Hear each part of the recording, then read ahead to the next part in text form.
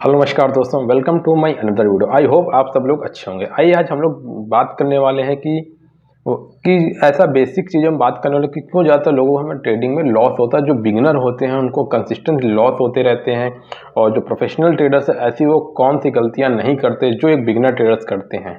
देखिए, गलतियों से ही कोई एक्सपर्ट बनता है सीख सीख के, बट अगर हम उन गलतियों को शुरुआती दिनों में समझ जाएं या जितनी जल्दी हम लोग सीख लेंगे तो उतनी हमारे लॉसेस होना कम हो जाएंगे। क्योंकि देखिए, लॉस तो हर किसी से होता है। कोई भी ट्रेडिंग शुरुआत किया तो गलतियां किया है, तो ऐसा मत सोचो गलतियां आपसे हो रही तो केवल आपसे, बाकी लोग से नहीं होती। सबसे गलतियां हुई हैं, कोई दूध का धुला नहीं है, गलतियां सबसे हुई हैं। बट कोई पहले 6 महीने में सीख लिया, कोई को वही चीज़ सीखने में 2 साल लग गए, कोई 3 साल लग गए। और जो लोगों ने नहीं सीखा उनको कंसिस्टेंट लॉस कैपिटल को जीरो करते चले गए। तो आइए हम लोग कुछ बेसिक चीज़ों को जानते हैं कि अगर हम इन चीज़ों को अपना ट्रेडिंग में इम्प्रूव करते हैं, ट्रेडिंग के दौरान सीख लेते हैं और ऐसी गलती अगर हम नहीं करते तो हमारी ट्रेडिंग बढ़िया हो सकती है, हम प्रॉफिटेबल हो सकते हैं और अच्छे रिटर्न्स हम कमा सकते हैं, ज़्यादा रिटर्न्स कमा सकते हैं। तो आइए जानते हैं वन बाय वन क्या होता है। जो लोग चैनल पहली बार है, चैनल को सब्सक्राइब करना बिल्कुल मत भूलिए, जिससे आपको मोर इन्फॉर्मेशन और ऐसे अपडेट्स आपको प्रोवाइड हो सके। तो दोस्तों आइए जानते हैं कि जो पहला इन्फॉर्मेशन है कि लोग प्रॉपर रिसर्च नहीं करते हैं मार्केट के बारे में ट्रेड लेने से पहले। होता क्या है कि बहुत से लोग ऐसे सुबह मार्केट 9:15 पे ओपन होती है और 9:15 पर ट्रेड ढूंढना शुरू करते हैं, या किसी बेस पे आप वो न्यूज़ पे बेस पे ट्रेड ले लेते हैं।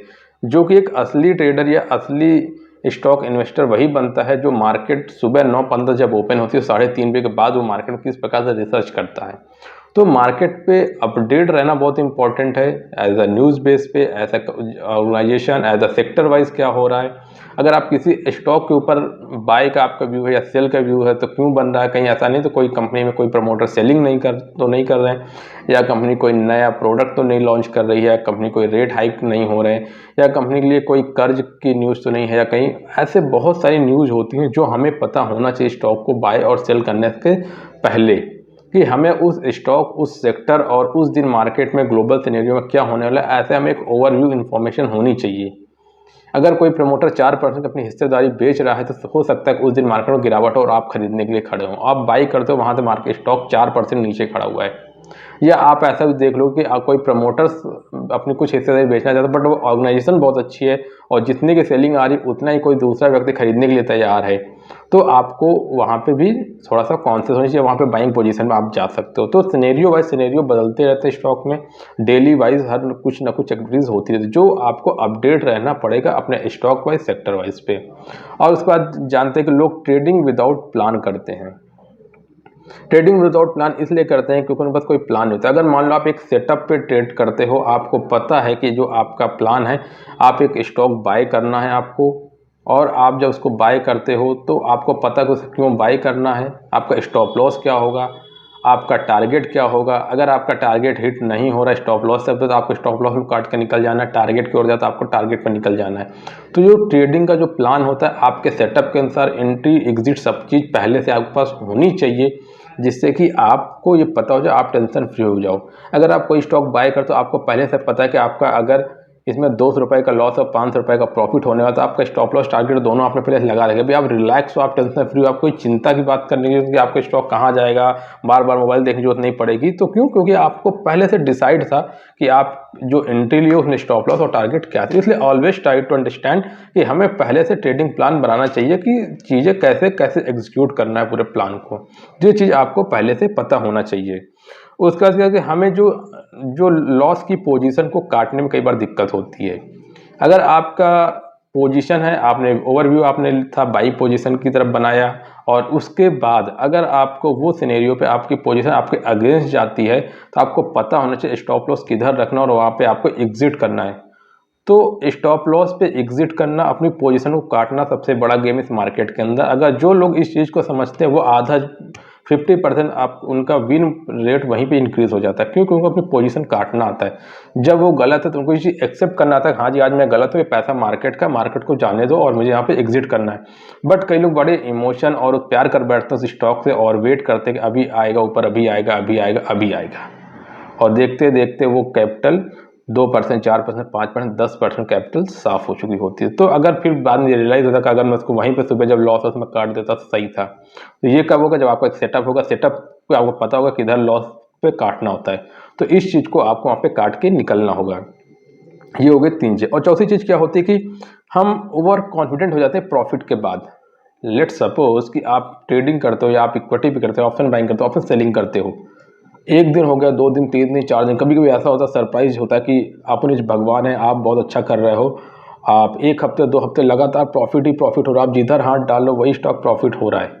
तो हम बहुत कॉन्फिडेंट हो जाते हैं और 1-2 गलत लॉट या गलत ट्रेड हाई क्वांटिटी पे लेके और हम वो 10 दिन, 7 दिन, 5 दिन का जो प्रॉफिट हमने कमाया था 1000, 2000, 5000 जोड़ के एक बार में पूरा खाली कर देते। तो जब प्रॉफिट हो बहुत ज़्यादा कॉन्फिडेंट नहीं होना चाहिए कि नहीं मैं बहुत एक्सपर्ट हो, क्योंकि जब आप कॉन्फिडेंट होगे मार्केट कोई ना कोई ऐसा सिलेबस आपके सामने लाएगी, आपको पता चलेगा ये कैसे हो गया। और हर दिन मार्केट में नया है, कोई कितना भी एक्सपर्ट क्यों ना हो जाए, हर दिन मार्केट में कुछ ऐसी चीज़ें होंगी, कुछ ऐसे मूव्स होंगे, कुछ ऐसे चार्ट में आप देखोगे कि चार्ट कुछ और बोल रहा था बट वहाँ कुछ और हो गया। आप देख रहे थे कि आपको एक्सपेक्टेशन थी कि मूव आज इतना है बट इतना ही हुआ। आपको लग रहा था आज यहाँ से मार्केट ऊपर ही, वहाँ से नीचे चली गई। आपको लग रहा था कि अभी यहाँ से ब्रेकआउट हो, वहीं से ब्रेक डाउन हो गया। तो ऐसी बहुत सारी एक्टिविटीज़ होती रहती है मार्केट में। तो कॉन्फिडेंट नहीं होना, चीज़ों को सीख के और जो अपने बेसिक्स को, प्लान को, जर्नल को, चीज़ों को मेंटेन करके चलना है, जिससे कि अपने रिस्क रिवार्ड को हमेशा मेंटेन रख सको। उसका जो मेन और सबसे ज़्यादा चीज़ होती है, लोग अपने पोजीशन को एवरेजिंग करना। अगर आपने कोई पोजीशन ले रखी है और पोजीशन अगर आप बार बार एवरेज कर रहे हो, अगर कोई आपने लेट सपोज कि आपने कोई स्टॉक 100 रुपये के लिए वो 90 रुपये पे अभी आ गया है, तो आप उसे एवरेज कर दो। अभी आपको उम्मीद है कि अब 90 वाला मेरा 95 के एवरेज हो गया, अब ये जब बढ़ जाएगा तो मैं इसको बेच लूँगा। वो 90 वाला 80 आ गया, फिर आप वहाँ से ऐसे करते 3-4 स्टेप में आप ट्रेड करके आपने कैपिटल को वहाँ पे ब्लॉक कर दिया। अब वो कब उठेगा कब पता नहीं, आपका पैसा ब्लॉक हो गया।